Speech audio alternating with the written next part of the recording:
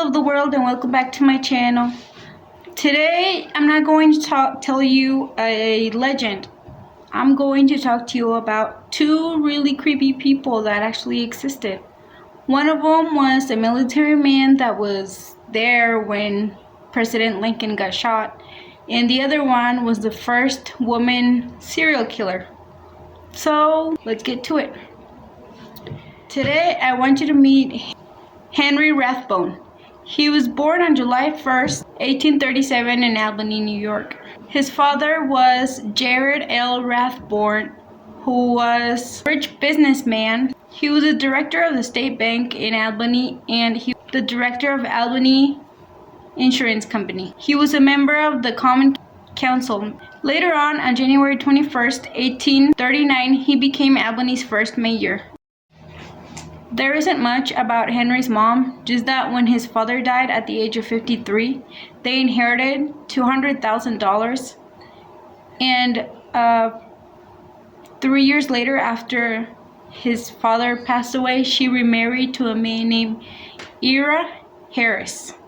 Ira was named U.S. Senator after William Seward became Secretary of State. Harris was also a widower since his wife also died in 1845, leaving him with 3 children. So he became Henry's stepfather. Henry became very close to one of Harris's daughters, Clara, and then they fell in love. They got engaged a little bit after the Civil War ended. Rathbone went to law school at the Union Community College, and he worked as a lawyer a little before joining the military during the war. He served as a captain on the 12th Regiment of Infantry. He fought in the Battle of Antietam and the Battle of Fredericksburg. At the end of these battles, he had a higher rank. On April 14, 1865, the President Lincoln and his wife invited the couple to go see a play at the Ford Theater. The couple had become really good friends with the president and his wife. During the play, the actor John Booth cautiously walked over to where the president, his wife, and the young couple were sitting, and he shot the president on the head. Rathbone tried to stop Booth while he was trying to get away, but when they were fighting, Booth cut Rathbone on the arm from the elbow all the way up to the shoulder. Rathbone quickly recovered and he tried to catch Booth again, but Booth jumped from where they were sitting, to the stage. He broke a few inches above his ankle, and even with this, he still managed to get away, but he got caught 12 days later. The president was taken to William Peterson's house. He wouldn't make the trip to the White House. Even though Rathbone was badly injured, he went with Mary Lincoln to Peterson's house to then pass out because of all the blood loss. Harris finally managed to make it to Peterson's house and stayed with Henry as he passed out and came back. A surgeon that was attending the president finally came and helped and checked Henry's wound, and he found out that it was more serious than they had thought, since Booth cut one of Henry's arteries that was just below the elbow, and he almost got all the way to the bone. Rathbone was taken home. Harris kept Mrs. Lincoln company all night until the president passed away the next morning at 7:22 a.m. April 15th, 1865. Even though Rathbone's wounds started to heal fast, his mental health started deteriorating. Years after Lincoln's death, Henry still felt frustrated that he hadn't been able to catch Booth. Rathbone and Harris finally got married on July 11th, 1867. They had 3 kids, Gerald, Henry, and Clara Pauline. Harry then quit the military in 1870 as a patent colonel. After this, he struggled to find another job due to his mental illness. Rathbone was certain that his wife was cheating on him and got jealous of every man that even dared to look at her. He also felt jealous of all the attention she gave to their children. and it is known that he threatened her every time she would talk about leaving him and their 3 children. Even though all this was happening and his mental illness was getting worse and worse, President Chester Alan Arthur named him a council member in the province of Hanover in 1882. The family had to move to Germany, where his mental health got worse and worse every time. On December 23rd, 1883, Rathbone attacked his family. In an act of madness, he shot his wife and stabbed her while she tried to protect their children. And after this, he stabbed himself 5 times, trying to end his own life. He was accused of murder, but then he was declared mentally unstable by the doctors, since he had declared that an intruder had gotten into their house and he had been the one that did this to his wife. Rathbone was sent to a hospital for insane criminals in Germany. Henry's children were sent to go live with their uncle, their mother's brother, in the U.S. Rathbone had spent the rest of his life in prison, or in this hospital, until he passed away August 14th, 1911. He was buried next to his wife in the cemetery of the city of Hanover. Yeah, this is it. What did you think about it? Did you know about this? Did you know about him? I didn't know, but it's pretty interesting.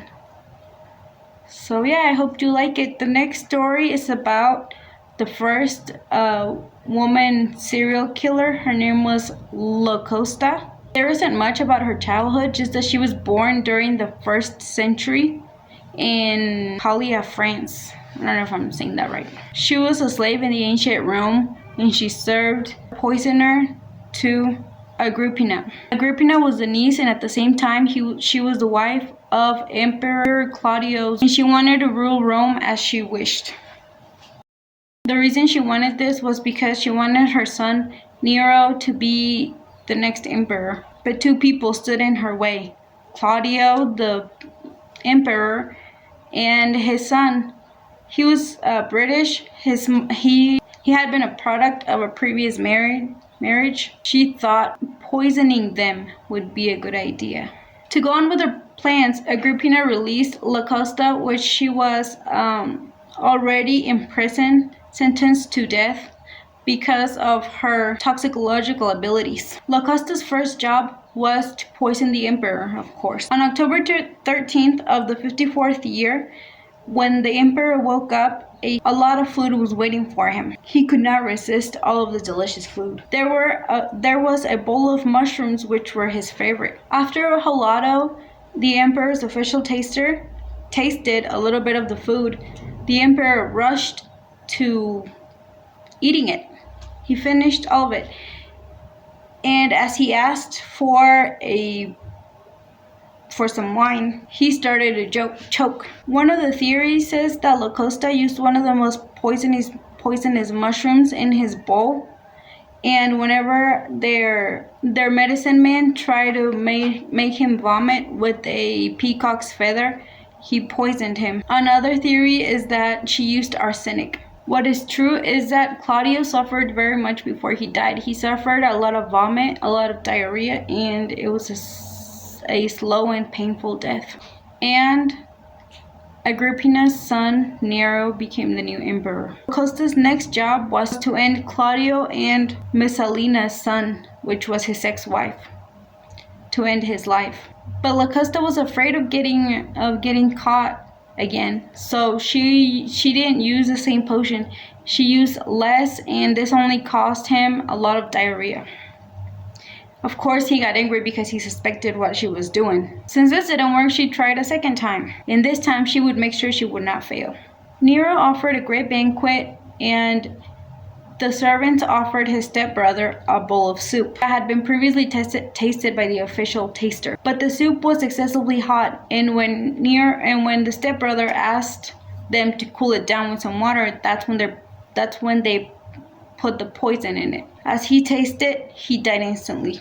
As this happened, all of the assistants looked at Nero, which all he said was, it was because of his epilepsy. But the symptoms said that Locusta had used sardonia, a plant that grows in the island Sardinia. Nero's stepbrother passed at the young age of 14 years old. Since nobody threatened his crown anymore, he decided to rule Rome as he wished. And because of this, Locusta could also practice on whoever she wanted. Sometime Nero decided to run away from Rome because the people didn't like him. Before he ran away, he took some of Locusta's poison so he could use it on himself.